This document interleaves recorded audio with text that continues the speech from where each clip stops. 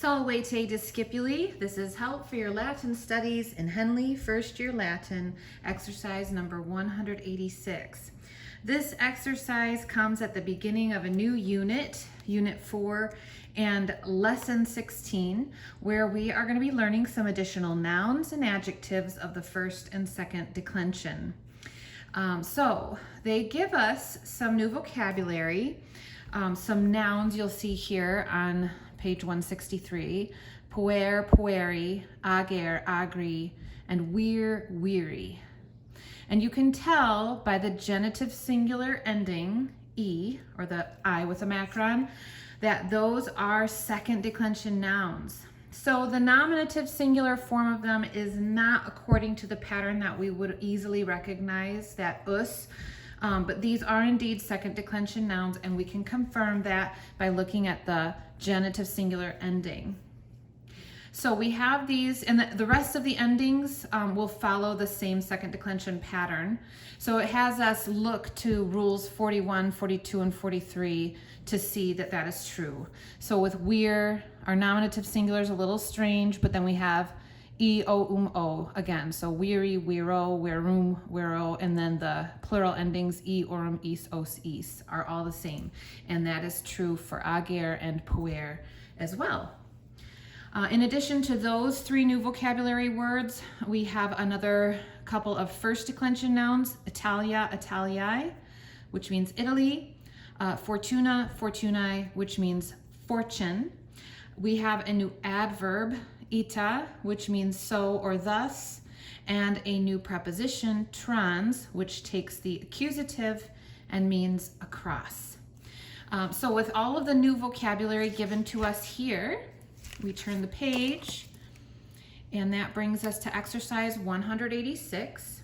Oh, another distinction to make, now that we've been introduced to the vocabulary word weir, weary, which means man, the distinction there being homo means man, but it's referring to mankind, and weir means man, and that's referring to a man or men, as in relation to, it's not a woman, it's a man. It's not a child, it's a man. Whereas homo is more of a collective. It means man as in mankind, as opposed to animal.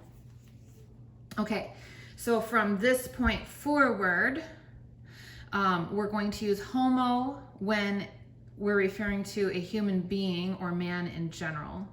And we will use weir when we mean a particular man as opposed to woman or child.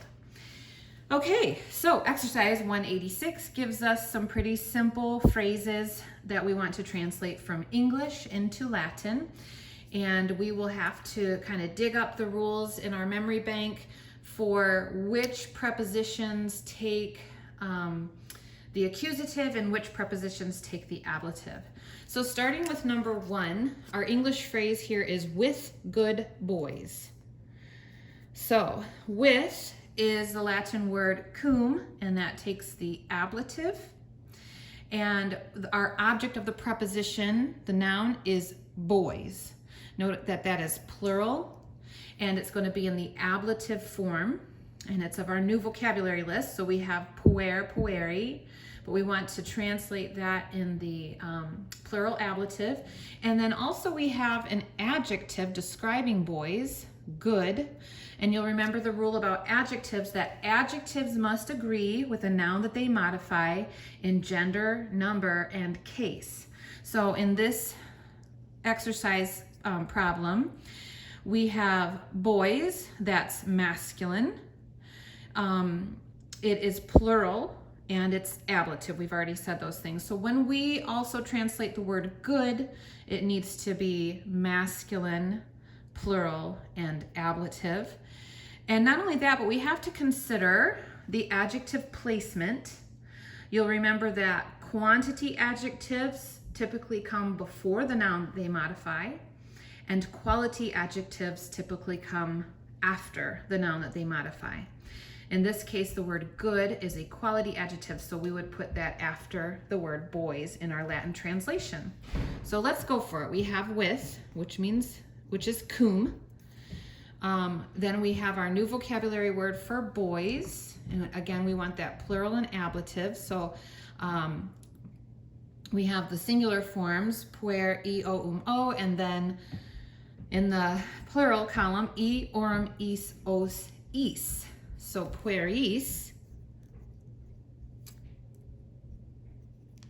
is how we would translate that word for boys, because it is an object of the preposition.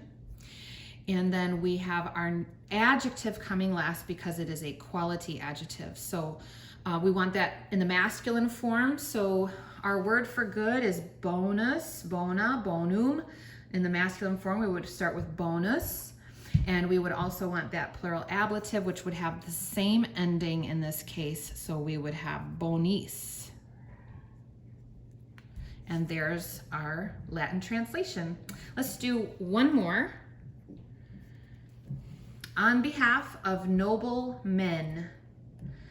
And in this case, we will use our new vocabulary word for men, which is weary. On behalf of is another Latin preposition, pro.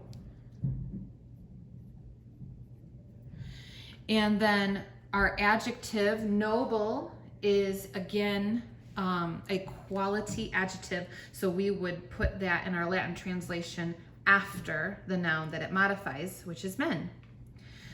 So pro, the question is, does pro take the accusative or the ablative? And it takes, let me think. It takes the ablative. So our translation for men will be plural and ablative, just like boys. And so weary, o, and then in the plural, weary, weiro, wearorum, orum, wearis, wearos, wearis. So we've got wearis, and then we need our translation for the word noble. And I am a little rusty. I'm going to have to look back and see when we got noble. Nobilis, nobile. I'm feeling like it was an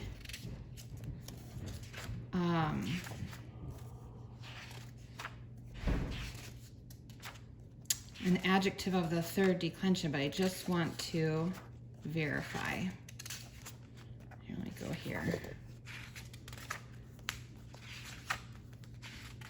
Nouns, adjective, noble. Here we are, nobilis, nobile. And so this is a masculine noun, right? Viris means men, so that's masculine. It's plural, it's ablative. And so I need to look to my masculine form of the third declension adjective of the third declension, nobilis, nobile. Okay. So in my grammar book, I'll go to adjectives here.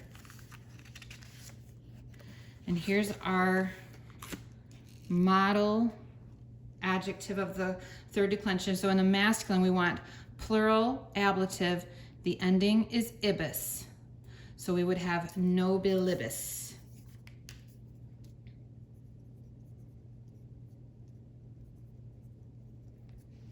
And some of you watching probably knew that and could just do that without having to look. But for those of you who don't just know things off the top of your head and have to look, I hope that my searching has been helpful to you. In fact, I hope that this whole video for exercise 186 has been helpful to you and that you have a great week.